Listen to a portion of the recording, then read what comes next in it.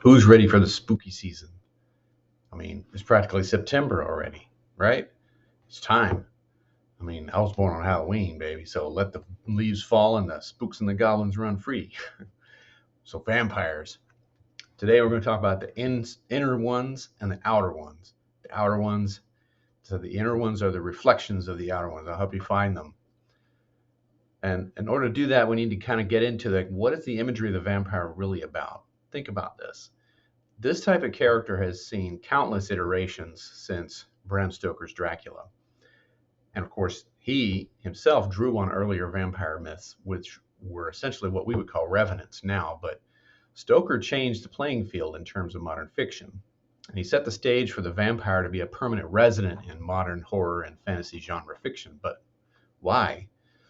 Are the thousands of writers out there using vampires in their stories merely mimicking Stoker because it's popular? Well, that explanation sucks, because why is it popular? What is it about the vampire that's so compelling, and why are we so fascinated by it? So think about this. A vampire is a character who is got 7 features. They're eternally youthful, they're nearly invulnerable, they crave blood, they are harmed or even killed by sunlight, they can transform into animals, they can sometimes even be invisible in some iterations, and they're undead. Now, there's other features, but those are kind of like the core features of what you see in a lot of vampire fiction. So, how far back does this go? How widespread is this? Is this just a local phenomenon? Absolutely not. There's 2 folk tales, actually, that speak to this. Folktale 307 of the ATU system speaks of a vampire princess. Here's this story. It's called The Princess in the Coffin. After a hasty wish or curse, an either demonic, a mute, or a blackened daughter is born to a childless couple, or monarchs. This daughter demands that when she dies, there should be a night watch at her coffin or graveyard. The dead girl rises every night from the coffin and devours the man on guard. A young soldier learns from an old man what he must do to set her free from the curse or the witchcraft or whatever it was that turned her into this creature. On the first 2 nights, he hides from her. On the 3rd night, after she leaves the coffin, he gets into it and won't let her back in. Then he forces her at gun or weapon or spear point to say some kind of a prayer or a spell. As she says the prayer or the spell or whatever it is, a rooster crows and the girl is saved. The devoured guards are then revived, and in some versions, the soldier tears the girl apart and shakes out the bad spirits from her in the form of reptiles. So there are now this is one version. Well, this is not one version. This is like an amalgamation of these kinds of folk tales that are found all over the world. There's many variations in this blessing too. So the other one is called the Corpse Eater. That's Folktale 363. As it goes, not to let all the ladies have all the fun, this one is about a vampire, a male vampire character. In this one, a young woman wants to marry a man with an unusual feature. Before he meets anyone with this, she wants someone with a green beard or a golden nose or something strange like that. A demonic bridegroom then appears with these features, and she follows him to his faraway castle or expensive hut or whatever it is. On the trip, she watches him eat corpses in 3 different graveyards or churches. Then the bridegroom asks her whether she has seen anything.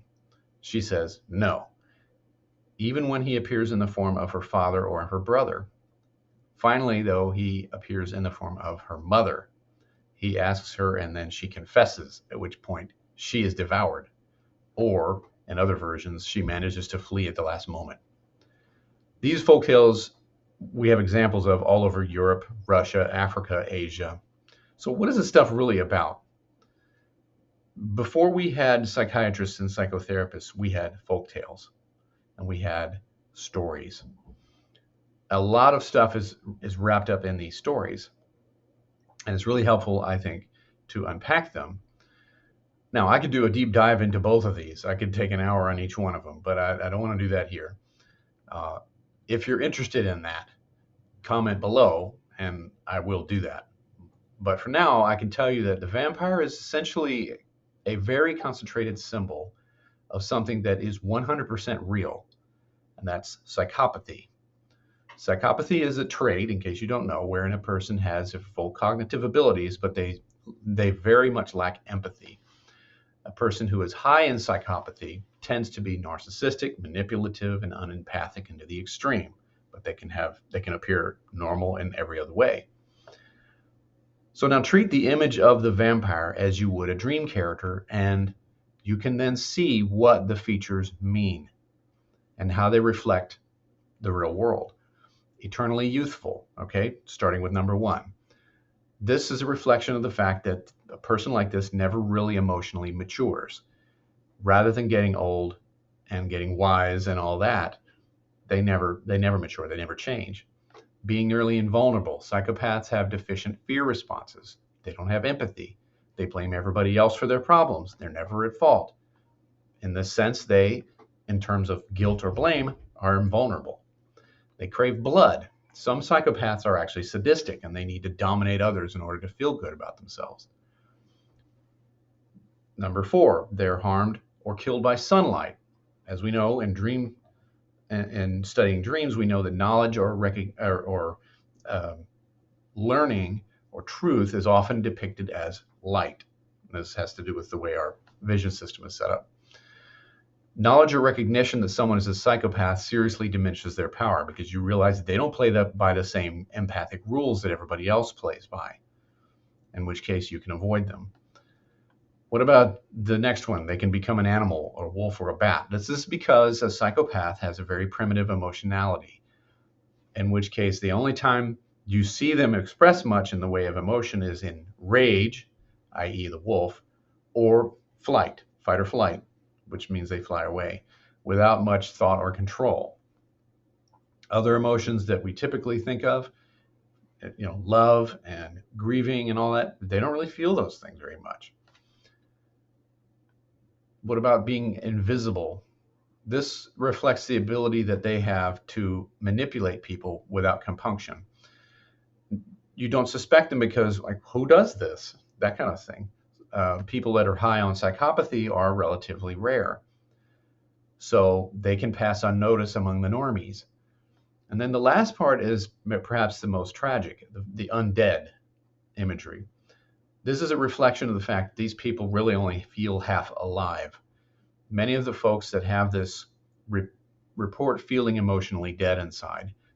And I think that's a reflection of the fact that intellectually they're completely normal, but they can see that other people are enjoying prosociality, a thing they don't really feel, which makes them feel kind of dead within.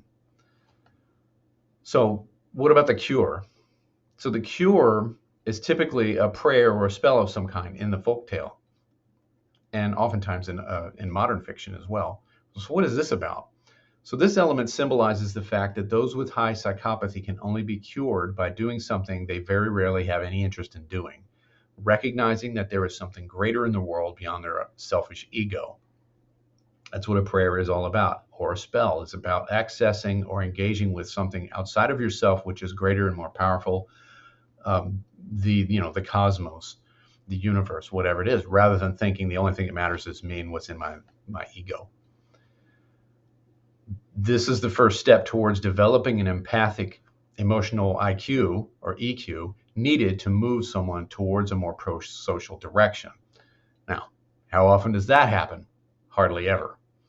And the folktales know this too, which is why, especially in the vampire bridegroom tale, the bride only escapes. He doesn't get redeemed like the vampire princess does. And even in half the time in the vampire bridegroom tale, the protagonist of the folktale gets ripped to pieces, so it winds up in a dark ending. This reflects a fundamental difference found in studies of psychopathy, which is that males outnumber females.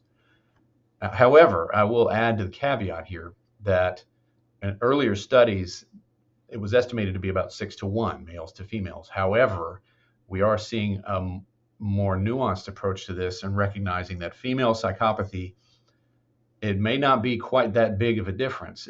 Males still outnumber females, but female psychopathy actually looks quite a bit different from male psychopathy. Female psychopaths are less violent and much better at emotional manipulation. They don't bully or intimidate in the same way that males do. Rather, they manipulate and humiliate, which makes them arguably even more dangerous. Now, remember the classic remedies for psychopaths from so many vampire stories? Stakes to the heart. What is that all about? Pinning them in place, laser focusing on their emotionality as represented by the heart, such as it is. And as we mentioned earlier, sunlight refers to knowing and understanding them in the full light of day. I have no idea what garlic has to do with anything, but I'm betting that it's not just because they don't like spaghetti or something like that. So anyway, there you have it. These are ways that you can identify emotional vampires, keep from getting drained yourself, and hopefully avoid getting entangled with these people, because it can be very challenging and very difficult and very painful for you. So if you liked this, don't forget to click the like button and subscribe, and check my newsletter at ericgoodwyn.com as well. And until next time, I'll see you then.